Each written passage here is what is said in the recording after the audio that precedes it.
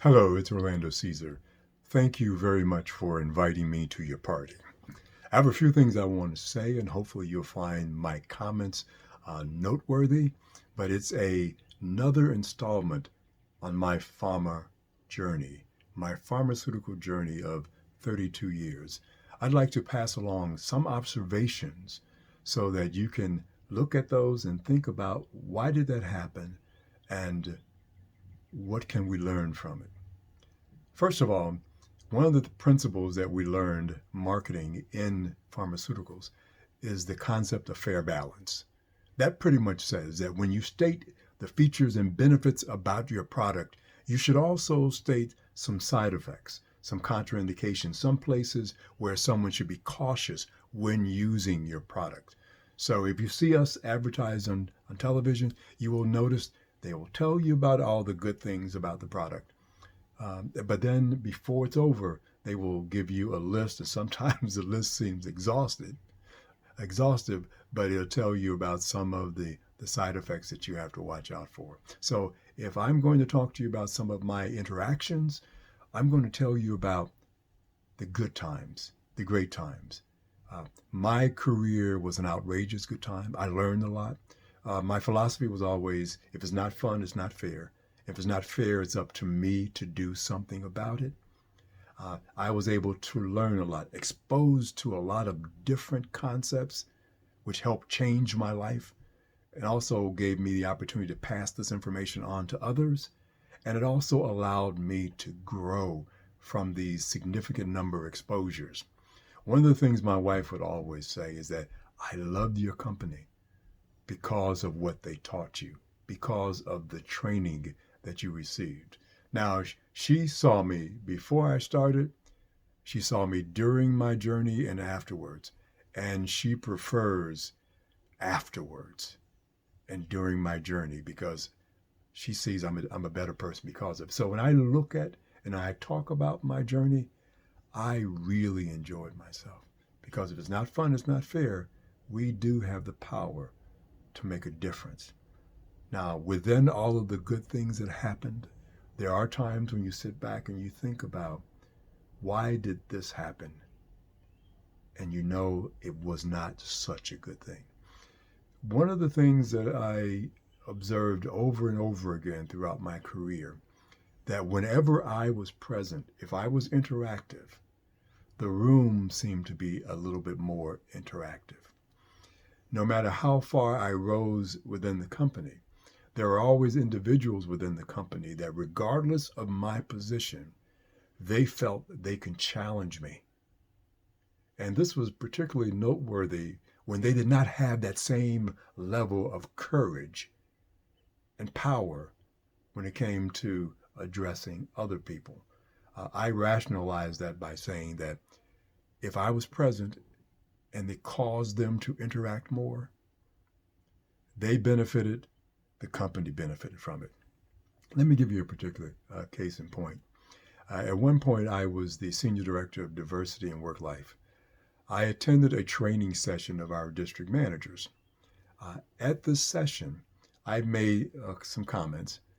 One young man raised his hand and he said, I strongly disagree with what you just said. And then he told me his point of view. The room was quiet. It was an eerie silence, as a matter of fact, because everyone was looking to me to see how I was going to respond to that challenge. I said, well, thank you much for making the statement that you did, but let me repeat myself and let me be more clear in my explanation, because if I was clear enough the first time, you would not have strongly disagreed with what I just said. So I repeated what I said almost word for word. He sat back in his seat, quiet. I had another case where I was working with a group within a district. They were having problems with their manager.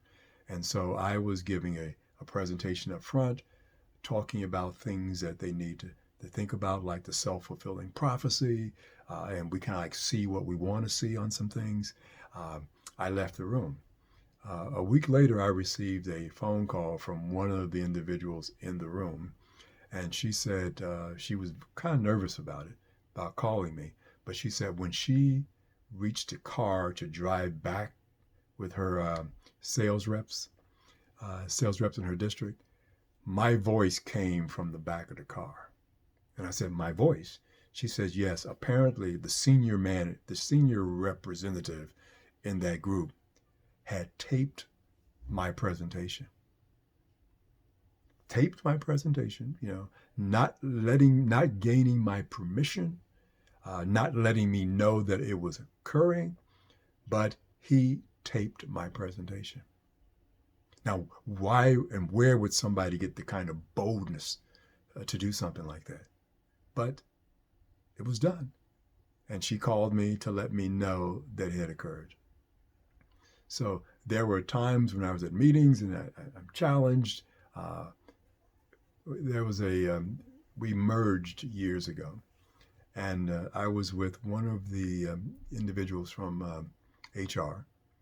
And we were representing the company to the new company that we were merging with. And it was a contentious meeting. I was the highest ranking person there, and they knew that. And when the meeting was over, she said to me, Orlando, that's a very curious interaction. I said, what do you mean? She says, in our company, somebody at your level would have never incurred that level and that aggressive level of participation.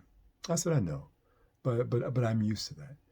The thing that we need to feel good about is that we received their interactions. We received their point of view, but it was not lost on me. This was another instance where I was present and people would challenge me.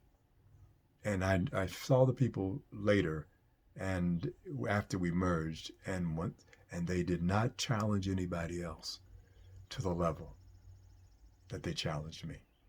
So in a way, I say it's good because I frame things in a way that's going to be positive. I heard what they had to say. But that's something we have to look at, and that's something a lot of people of color and a lot of women will encounter, that when we are present, the level of interaction increases. So this is Orlando Caesar with another few areas of insight from my pharmaceutical journey. Find out more about me at orlandocaesar.com.